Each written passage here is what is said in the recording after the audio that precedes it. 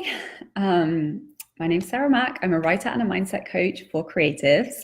And today I'm going to be talking about what's not working and asking you to reflect on that question and give you permission to admit that it's okay that you suck at something. We all suck at something. None of us are perfect. And admitting where we are is the most important step to be able to change something. And it can be fun.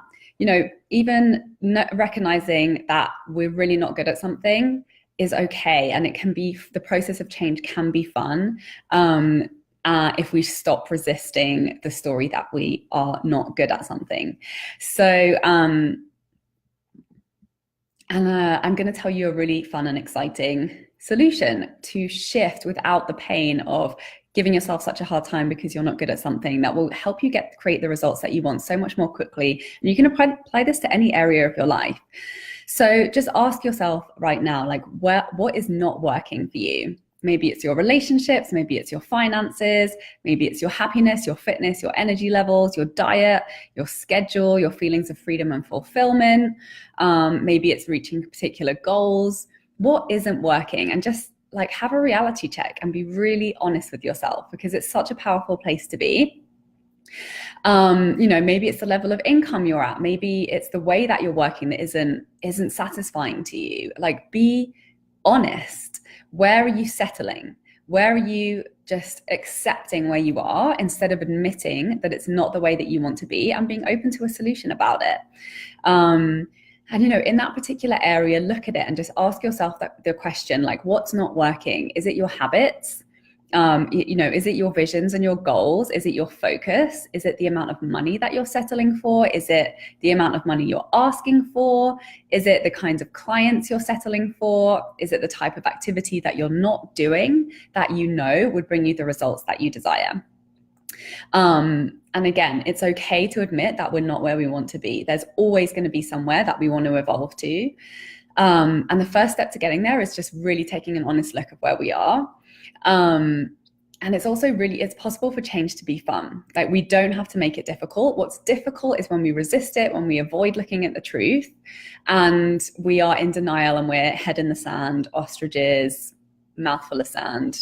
Doesn't taste very good, doesn't really get us anywhere. Just giving ourselves permission to stop ignoring the problem. And obviously asking for help makes it easy. Admitting where we're not showing up for ourselves is the first step. So, send me some hearts, send me some likes and comments if this is resonating with you. What is it that first springs to mind intuitively when I'm talking about this? Like, what is the number one issue that you really, the biggest problem that you are so ready to solve at the moment? Because giving ourselves a hard time and feeling bad about a situation is never the way out.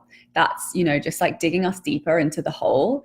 And sometimes we think that that's the solution, but it's really not. So that can definitely be a habit for us that we want to watch out for. See if we are doing that, rather than, admitting that we're not perfect because we're afraid of all of that conversation that's going to bring onto ourselves. That's really painful and not enjoyable.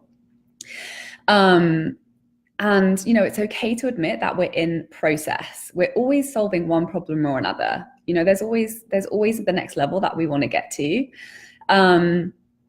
So it's okay to admit that we're in process. And, my big story about this is obviously when I went through burnout, I had to admit to myself that I was not living a healthy, balanced, supportive, happy life. Like, I thought I was, but clearly I wasn't. I was ignoring the results. I was ignoring the signals that my body was sending me. I was carrying on as I thought was a good idea, regardless.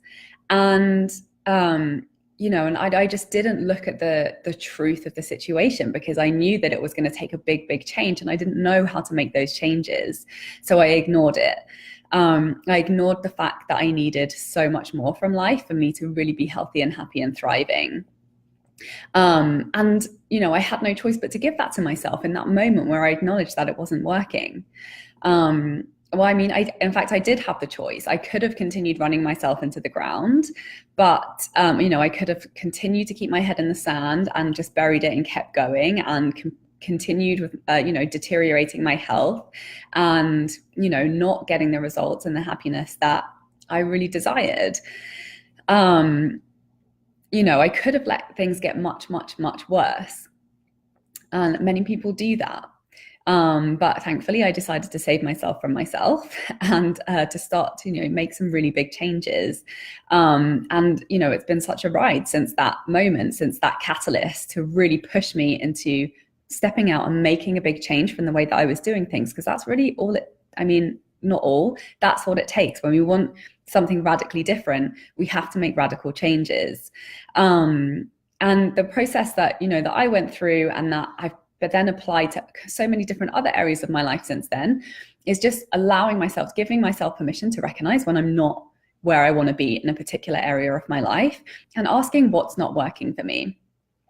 For my burnout back then, what wasn't working for me was not valuing myself, not using my creative skills in a way that serves others, that brought me deep fulfillment. That was really undermining my happiness and my health, not being available for being underpaid. That was one thing that I was settling for. I was overworking. I was not investing in my physical and emotional health, and I was taking it totally for granted. I was playing it small and not actually going after what I desired.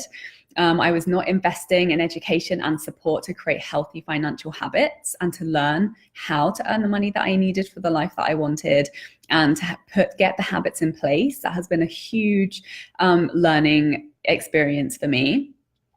Not doing the things that genuinely made me happy, being too busy for creative playtime, having low confidence and low self-esteem. These were all things that were not working for me and that I had to make radical changes. And I didn't know how to make those changes at the beginning because obviously if I had, I would have been applying them.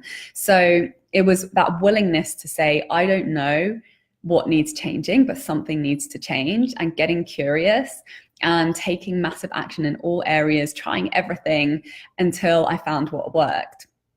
And that worked for me. And that's how I recovered my health. That's how I completely transformed my life and my finances and my happiness, my level of fulfillment, my ability to commit to the things that bring me happiness. And in doing all of this, I discovered a really powerful practice that creates shifts in all of these areas. And I'm talking about creative playtime.